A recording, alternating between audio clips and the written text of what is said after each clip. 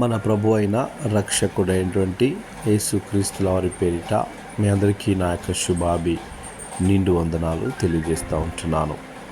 ఈరోజు దేవుని యొక్క వాగ్దానము లూకా సువార్త 18వ అధ్యాయము 1వ వచనము. వారు విసుకక ప్రార్థన చేయుచుండవలెను. దేవునికి స్తోత్రం. నా ప్రియ సహోదరి సహోదరుడా, ఇక్కడ దేవుని వాక్యము సెలవిస్తూ ఉంటుంది, వాళ్ళు విసుకక ప్రార్థన చేయుచుండవలెను. అంటే మనము ఏ విషయంలోనైనా విసుకకుండా ప్రతినిత్యము ప్రార్థన చేసేవారిగా ఉండాలి అని ప్రభువు మనతో సెలవిస్తూ ఉంటున్నాడు. మనము ప్రార్థన చేసినప్పుడు మన పరిస్థితులు మారకపోవచ్చు, కానీ మనము ప్రార్థన చేస్తే మన అంతరంగము మారుతూ ఉంటుంది.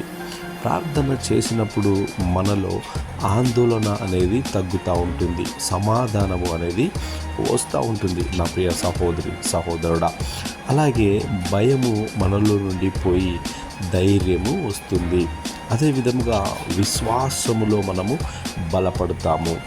మన హృదయము నెమ్మది అవుతూ ఉంటుంది. మన పరిస్థితులు మారకపోవచ్చు, కానీ దేవుడు మనకు శాంతిని బలాన్ని అనుగ్రహించేవాడుగా ఉంటున్నాడు. నా ప్రియ సహోదరి సహోదరుడా, కాబట్టి మనము ప్రతి నిత్యము విసుకకుండా ప్రార్థన చేసేవారిగా ఉండాలి.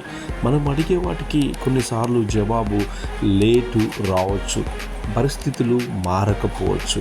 అయినప్పటికీ మనలో దేవుడు ఒక గొప్ప సమాధానము, ఒక గొప్ప శాంతి, ఒక గొప్ప బలము మనలో నింపుతాడు. నా ప్రియ సహోదరి సహోదరుడా, కాబట్టి మీరందరూ విసుకక ప్రార్థన చేయుచుండాలి.